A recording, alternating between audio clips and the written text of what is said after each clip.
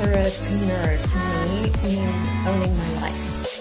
It allows me freedom emotionally, time-wise, creatively, and freedom to be the person I want to be by being more present as a wife, as a mother, as a friend, a sister, family member.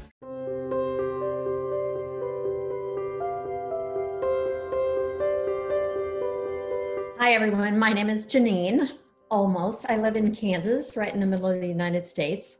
I am a licensed mental health and addiction therapist, but I'm also a certified resilience coach. So I'm telling you a little bit about my background and where I'm from. I'm from a dairy farm in Missouri. I was raised on a dairy farm. And although I learned a lot about personal responsibility and accountability, I didn't learn much about emotional intelligence. So because of that, I ended up engaging in some addictive behaviors in my late 20s, and I ended up in inpatient addiction treatment for 60 days in 2002. So honestly, although it was humiliating, it was one of the greatest gifts I could have given myself because of what I learned about emotional intelligence. So emotional intelligence is my passion. Resilience is my passion, actually learning how to get through difficulties in my life and learn how to thrive, and learning how to help others do the same is absolutely what I'm passionate about. I definitely want to share that with others. My other passion is continuing to learn and grow as a person. So that's who I am.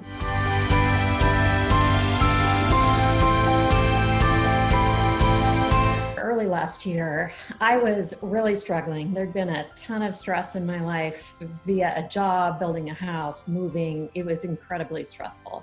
So I was in a really negative place. I was feeling slightly depressed, so I needed some coaching. So what I did was I hired two coaches, one to help me more with the mindset, one to help me with the mindset of the business. And so I learned that I needed to do that. And I also learned what my passions were. I learned that I wanted to own my life and own how my time is spent in my life. And so I decided that I wanted to start my own business online. And so that's what I did. I learned that I wanted to help others build resilience, which is a lot of what I do as a therapist. But when I went through the coaching program to become a certified resilience coach, that was like the game changer for me. It all came together in what I wanted to do. So my biggest dreams are to have time freedom, be able to spend time with my friends and family as I like, and not be dictated by a boss who's telling me where I need to be and when.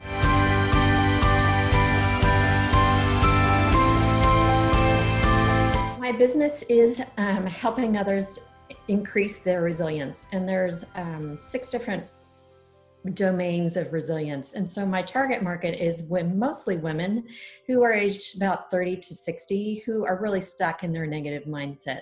So someone similar to where I was about a year ago. So these women are drowning in their responsibilities. They've lost all focus on their purpose and what gives their life meaning. And so I help them build resilience through creating a strong vision for their lives that always provides a home-based target for them to come back to and keep them motivated to going forward. I also help them manage stress and other uncomfortable emotions, build skills of reasoning and resourcefulness, increase tenacity, build strong supportive network of friends and family, and greatly improve their health through exercise, better sleep, and nutrition. All those parts are components of resilience.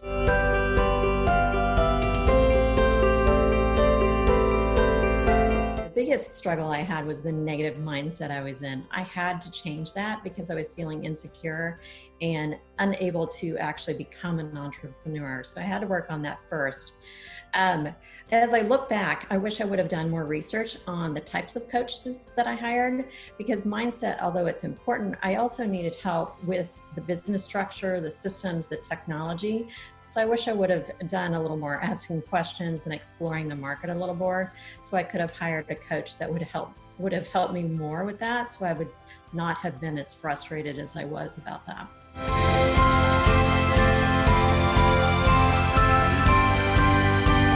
Being an entrepreneur to me means owning my life.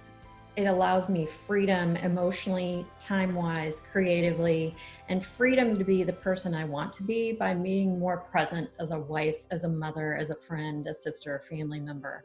It allows me to show others I care, which is most fulfilling to me. This is very different from my previous roles, as I've always been an employee, and my life was dictated by what my employer wanted. So I am beginning to see the fruits of time freedom by working only 3 days a week for an employer. So I'm looking forward to being able to do that full time in the near future.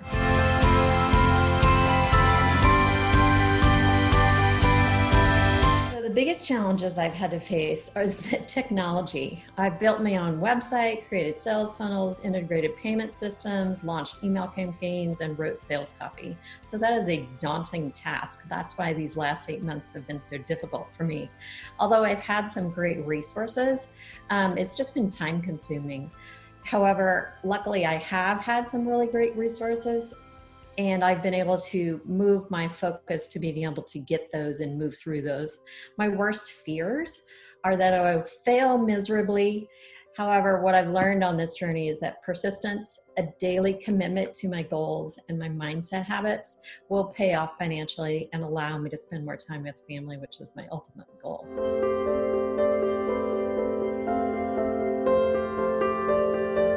The one thing I've learned is, as I mentioned earlier, to research coaches, find one that really fits your needs, but also listening to podcasts about starting an online business. Oh my gosh, there are so many podcasts out there that had tremendously valuable information. And that was a godsend because I was doing a lot of driving to and from work, and it was the perfect time to listen to a podcast. It helped me maintain my motivation, gave me tons of ideas and things like that. That's also how I learned about Designhill and how to create my own logo for a less expense, because expenses are something you need to keep in mind when you're starting a business. So that's how I learned about Designhill.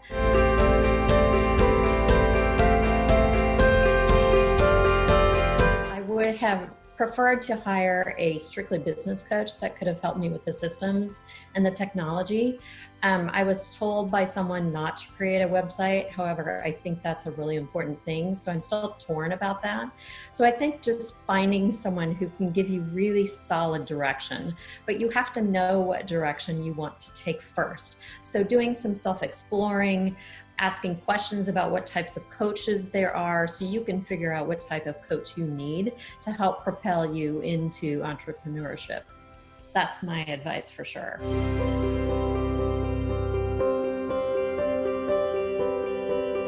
Maybe you need to do some work on your mindset first, in believing in yourself and believing that you do have great ideas to share with the world. And then just start making steps. There is a ton of information out there on the internet for free.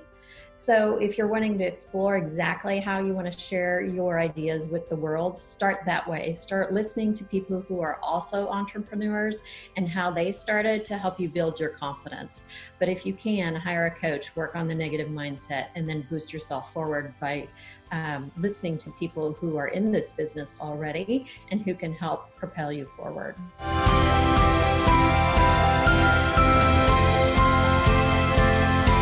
I absolutely think they are very important.